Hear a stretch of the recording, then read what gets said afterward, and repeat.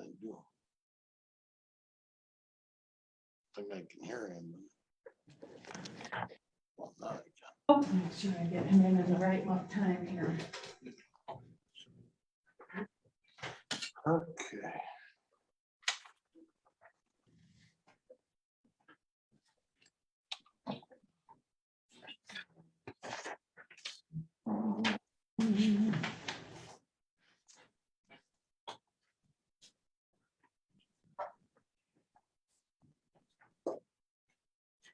John, Diane Brown might be reaching out. They're getting, community foundation's getting some funds to do housing.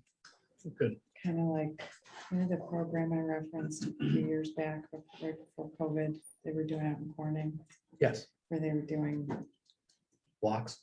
yeah, We're well, attempting to do blocks. they haven't actually dictated the guidelines yet. She's putting together a group. My suggestion to her, and I sent her some information on the Corning partnership. Absolutely. Do it. Just, you're gonna take some hits, but try to do 6-8 houses in a row. Then the next, then the next. 'Cause it's not so much money that it's, you can spread it out that far. Right. But it would be impactful if you show, So they wanna, I anticipate they're gonna need a housing partner on it. Super. Probably do an RFP on it. Get your knowledge, it's new, so we don't get into this world, but it's good they're doing it. If I give Len Cicerelli any more projects, he will shoot me. Because The are you guys land doing the bank, stuff yeah. with what the land bank just announced with the Yeah. city too? I don't know about the city dollars, but You have the other. on the CDBG $1 million grant. That's good. Yeah, so I sent her the white paper that they've drawn up. Make it get, and just find a good housing partner to run the program, and all you guys do is administer it. Minister of You Funds. don't have to, you have to get it nuts and bolts of it.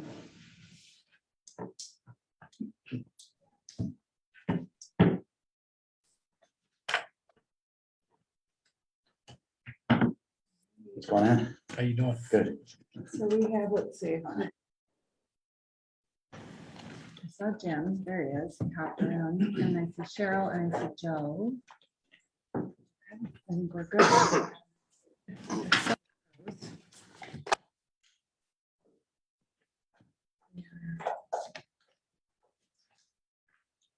Unless my phone's wrong, we still have. About 30 seconds, maybe. I held people up yesterday trying to do this. So no. We're learning, we're getting faster. Is Ryan on the phone? Ryan is on. Ryan, you with us? I see him, he's muted. Yep, so. Got it. Okay, I'd like to call to order the meeting of the Broome County Industrial Development Agency of October 20th, 2021. Looking for review and approval of the minutes / transcript of September 15th, 2021 board meeting. I'll move approval of minutes. Thank you, Brian. Is there a second? Jim, seconds. Thanks, Dan. All those in favor, say aye. Aye. Any opposed? Thank you.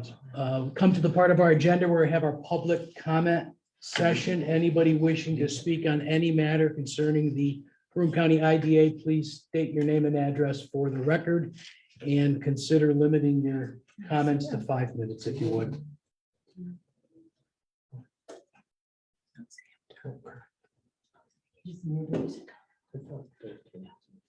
John, I think you're muted. Does that work? Better. Thank you. Okay, that's the first time in history that I muted myself. So Mountain Fresh Dairy, did you get your money yet? When I began to comment on Mountain Fresh Dairy and the various tells and the character of the people that were involved in that project and predicted that they wouldn't pay, I was right. But all I heard from your counsel, Joe, is how well securitized or well collateralized this borrowing was. No problem, life insurance, houses. So, I mean, it's been like years. Let's not confuse the building and the tax payments that are owed to these loans. And a simple question for the board: when are you going to collect? You ever hear of involuntary bankruptcy? I would make this job number one, to collect this.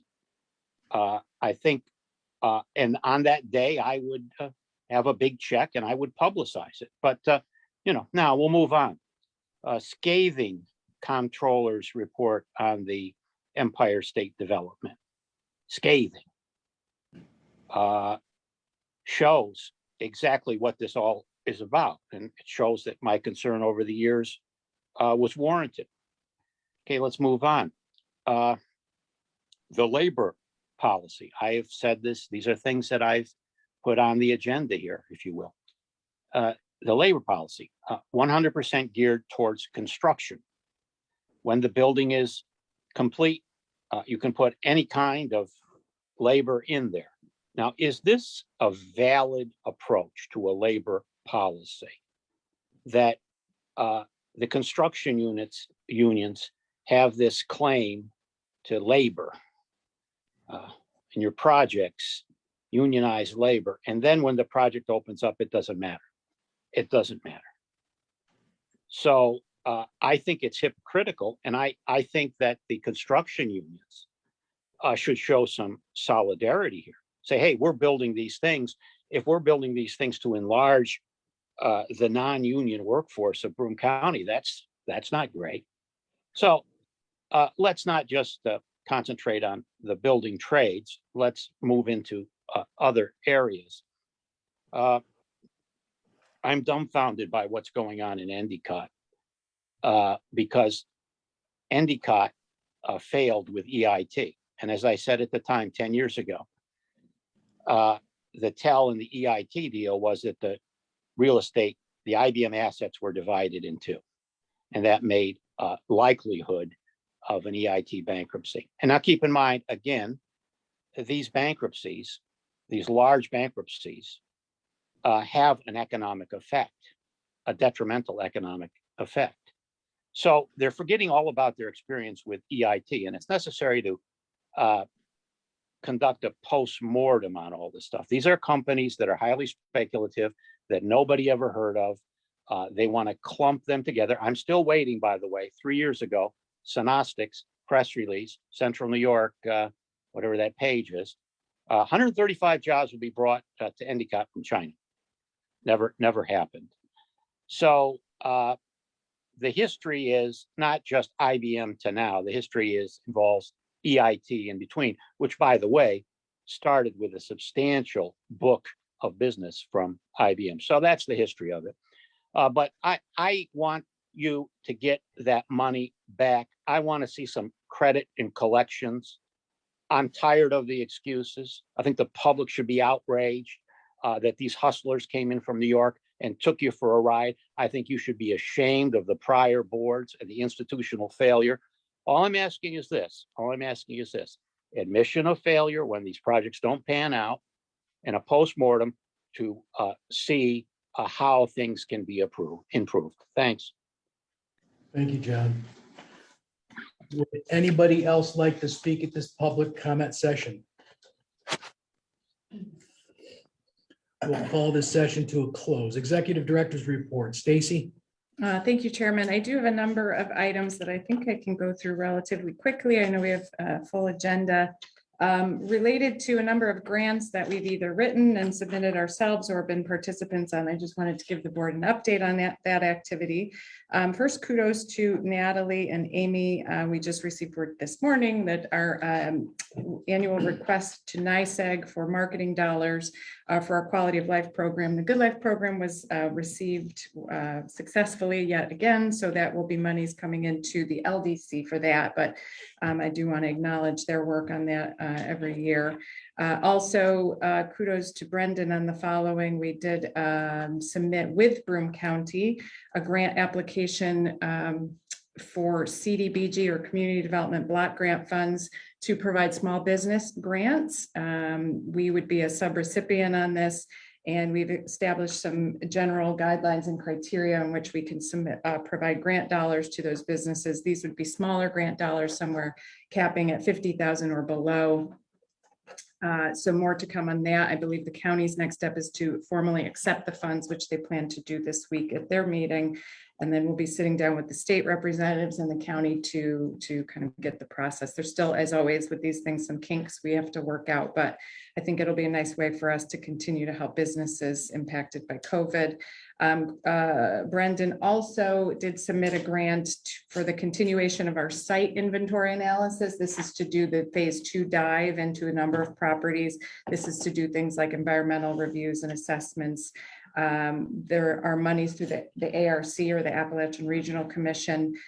Brendan was notified this week that we've moved to the next round with federal dollars. That always takes a little bit longer. So we don't know that, we don't expect to know if we will be completely successful till probably Q1 of next year. But the good news is Southern Tier 8, the regional board, did advance our application. So great work to him on that. And again, as well, he also did the yeoman's work in participation with multiple partners, including the university, Southern Tier 8, the Tier Energy Network, a number of regional partners. I'm going to miss them all. In supporting the EDA, the Economic Development Authority's Build Back Better. That's the infrastructure program that was announced earlier this year or this fall through the federal government. I know the university, we've worked with Paris Stromhog to support their application and provide information and be a participant, as well as Southern Tier 8. So there are 2 applications going in, but we think they complement each other well. And so we're positive about that. Hopefully, as far as grants, the last one to notify you all is we are continuing to do some good work with our EPA grants. That's the $300,000 we received in May of, I think, 2019. Everything's blending in. This allows us to do phase 1 and phase 2 environmental reviews on strategic brownfield sites, but it also enables us to do a little more of a comprehensive or a generalized redevelopment strategy. So we've completed one with to assist with 59 Leicester for site preparation. We are working currently with 19 Avenue B on the continuation of that, so assisting with some environmental assessments there. We're also working with the Endicott forging site through the DEC. We have notified the Huron campus and the new owners thereof that we will provide those environmental reviews, because we're extending the map from Hayes Ave to McKinley, so we can encompass a few of those old IBM buildings to do some environmental reviews. And then we recently learned that the county has taken ownership of the former Titchener Manufacturing Building on Church Street. So we reached out and said, we have these grant dollars available. So we're going to set up a meeting to hopefully utilize those funds to the ultimate redevelopment of that site. So with that one, I think we've successfully, Brendan, drained about all of the remaining funds. So we anticipate potentially seeking additional funds to use and support our municipalities. I did provide just a couple more quick things. I did provide the governance committee with a redlined copy of our uniform tax exemptions policy. I suggested modifications as was recommended in a previous meeting. Thought process here would be to regroup with governance sometime in November and also share that information with our municipal partners to get any feedback coming back into the board. So I'll share that with the board broadly this week. And let's see, I will be serving as a moderator for the New York Best. New York Best is the Battery Energy Storage Consortium. It's a statewide association They're hosting a fall conference in Binghamton next week. That is hosted by the Southern Tier Clean Energy Incubator. I will be moderating a session with Shailesh Upreti from Imperium 3 and a representative from Plug Power, which was a significant project cited in Genesee County.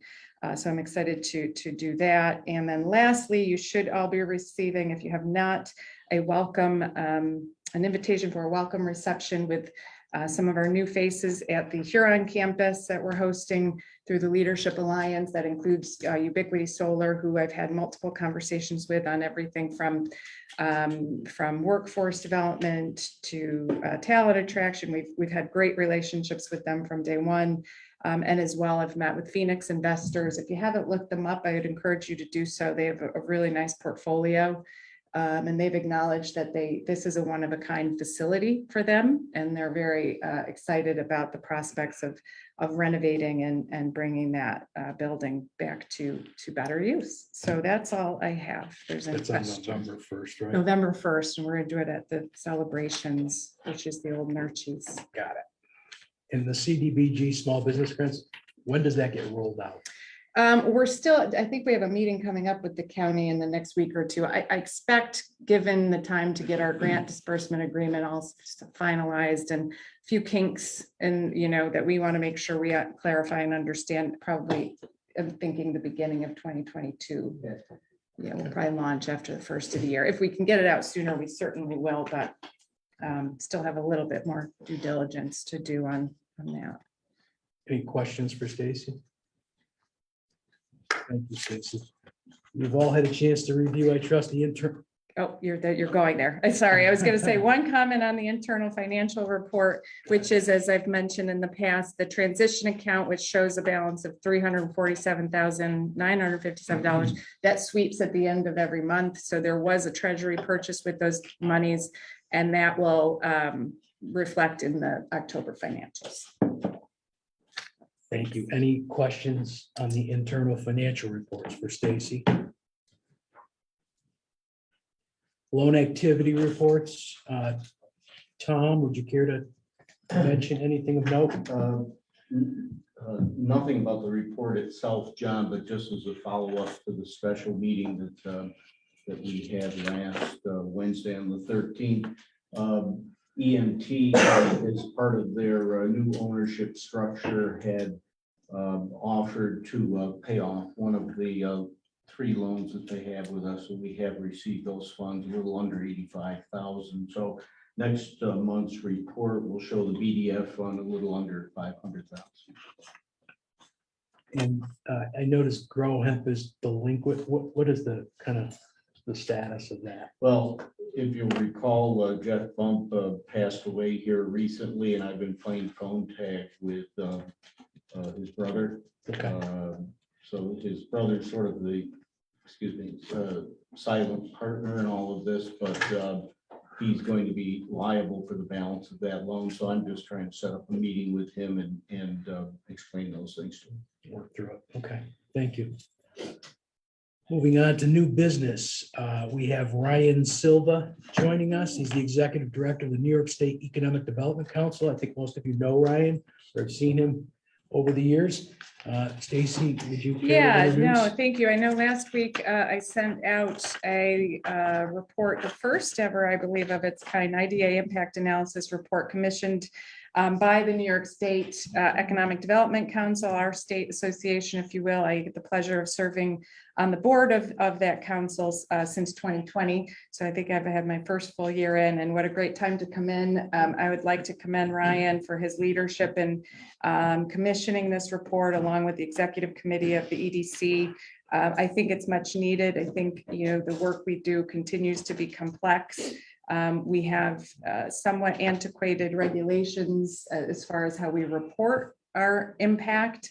One thing Ryan will probably touch upon today, as you've seen, we're no longer the commercial and industrial agency only. We do things like housing and community development and renewable energy and you name it. IDAs are somehow, trying to have an impact. So we're very excited to have Ryan. I just wanted him to come in and maybe just make a short summary of this report. So Ryan, there you are. I'll turn it over to you.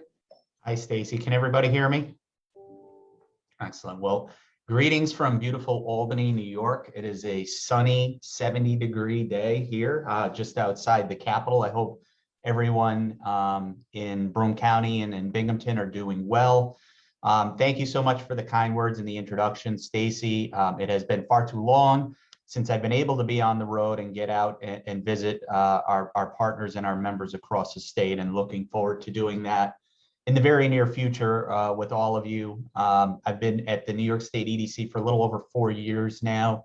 Had the privilege of working with folks in Broome County, not only in this role, but in my previous roles at Empire State Development on a variety of different projects and programs that have been spearheaded by your organization in moving the regional economy forward. So as Stacy said, the EDC decided to commission a report based really on a lot of the feedback we were getting from our members in as far as the types of projects they were working on.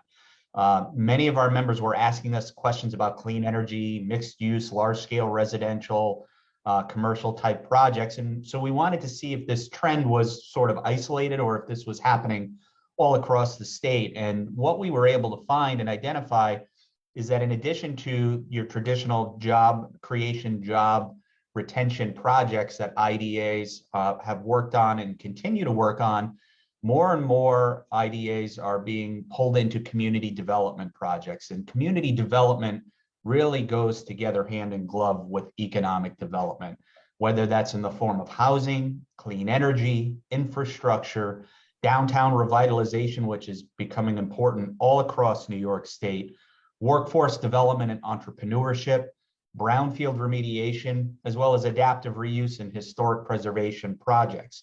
Especially in light of the pandemic and some companies reducing their commercial footprint, adaptive reuse has become even more prevalent among some of the work that our members are doing. So we've really been looking at this report and sort of trying to figure out what do we do with this and how do we move forward. And our recommendations based on the analysis is that we should always continue to focus on job creation and job retention, which is an integral part of the reporting process and how IDAs are evaluated on their success.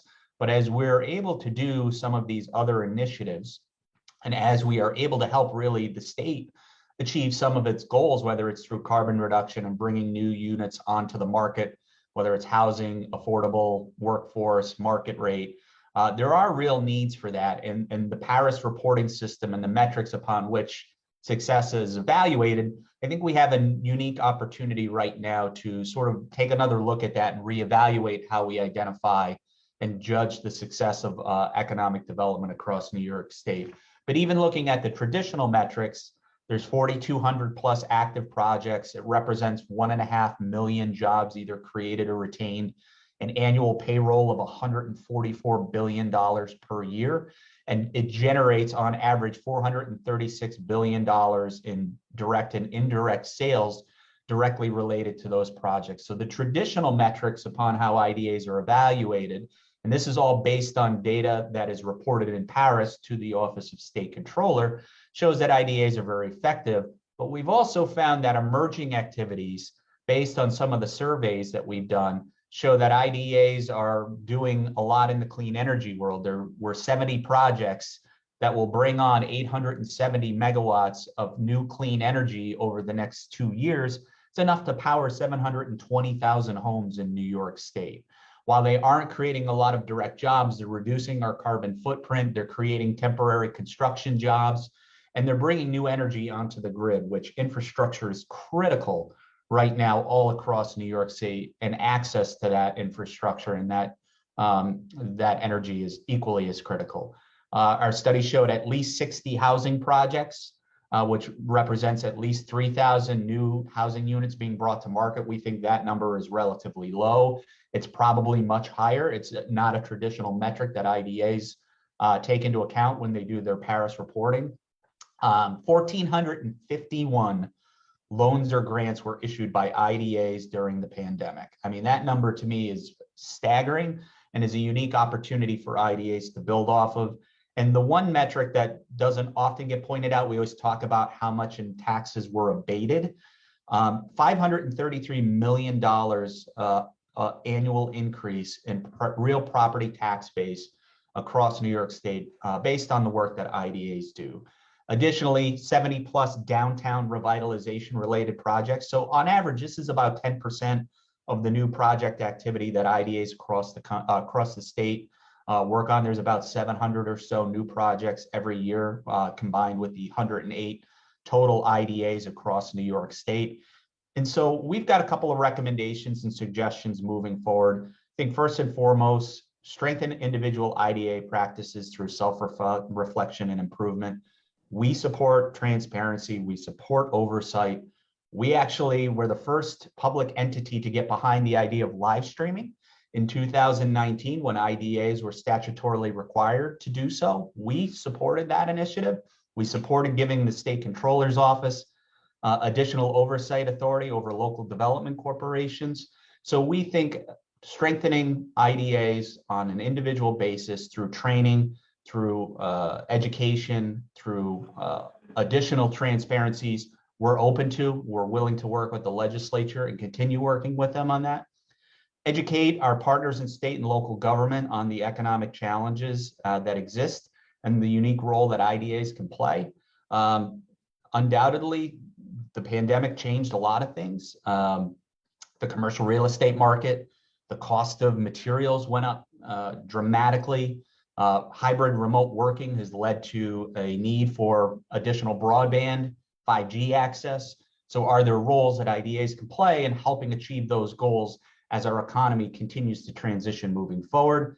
We need to engage a broader scope of local stakeholders throughout the process. I think, Broome County does a really good job of engaging its local stakeholders.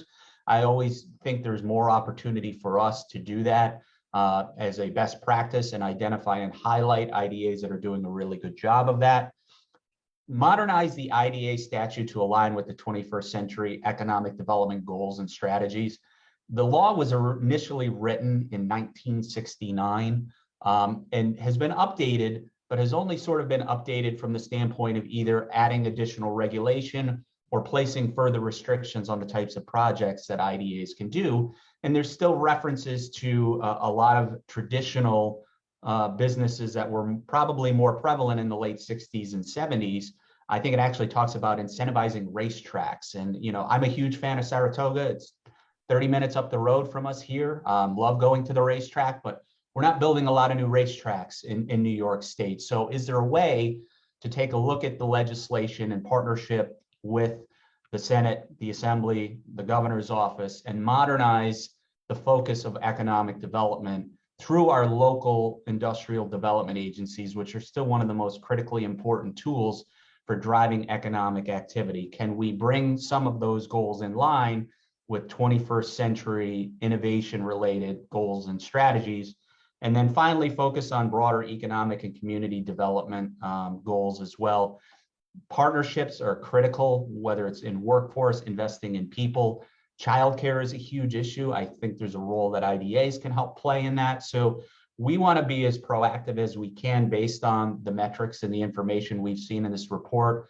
We're going to ask for our members' assistance in working with the right people in each of our communities across New York State so that we can be more effective in doing our jobs, which is increasing the quality of life all across New York State through public, private, academic, and non-for-profit partnerships.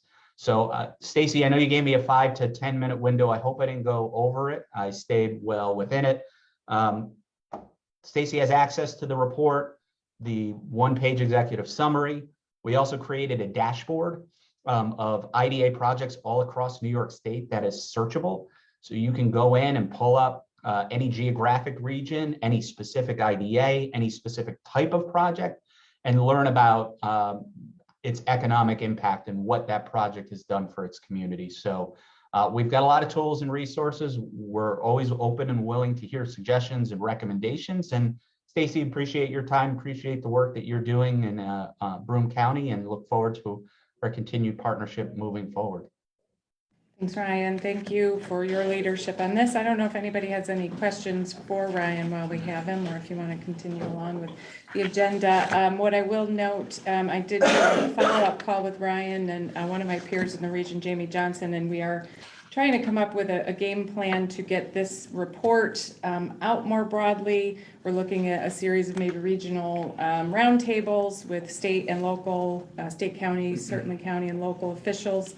And then as we meet towards the end of this year to take our annual review of our strategic plan, aligning with EDC's recommendations on education and stakeholder communication will be a focal point of that. So, and at the time that I sent you the initial report, I don't think the dashboard had been officially launched, so I'll send you the link for the dashboard. It's a pretty neat tool. So, Thank you, Stacy. Thank you, Ryan. See you soon. Thank you. Item number 7, resolution approving an amendment to the sales and use tax exemption agreement for Spark Broom LLC leaseback project to include an extension of the sales and use tax exemption agreement from October 16th, 2021 through and including October 16th, 2022, as well as an increase in the sales and use tax exemption in an amount of $200,000. In addition to the sales and use tax exemption approved in the amount of $585,000 on September 16th, 2020, which total sales and use tax benefit to the company shall not exceed $785,000. Stacy? Yes, thank you. We did address this in governance. This is a request from Spark Broom, not to be confused with Spark JC, which is the remainder of the mall. This is the former Sears redevelopment. There is a request for the addition of time and resources of the sales tax benefit. Total dollar amount request is $200,000 additional dollars, bringing their total exemption up from $585 to $785, and they are requesting an additional year. Not surprisingly, much of their delays have been caused by COVID impacts, whether it's material costs rising, delays in construction due to the material supply wait time, things like that. But I do want to know, I did get the opportunity to walk through the building on Friday, and it's, I hope to bring the board in soon. It's a pretty phenomenal state-of-the-art building. Just to see where they dug out for the pools is amazing. And page 15 of our idea report, the Spark Broom project, I was thrilled, was highlighted as some of the redevelopment work that's been supported by IDAs in New York State. So with that, Thank you, if there's Stacy. any questions. Mayor? It was considered in governance. We move it forward as a motion to approve. Thank you, Mayor. Is there a second? Joe seconds. Thank you, Joe. Is there any discussion, questions? Okay, vote. All those in favor say aye. Aye. Any opposed? I have to abstain. Thank you, Cheryl. Motion carried. Moving on, looking for a motion to move into executive session. Discuss the sale of real property and or personnel matters. I move we go into executive session. Thank you, Brian. Thank you. Dan, all those in favor say aye. Aye. Any opposed? We shall move that forward. I have a few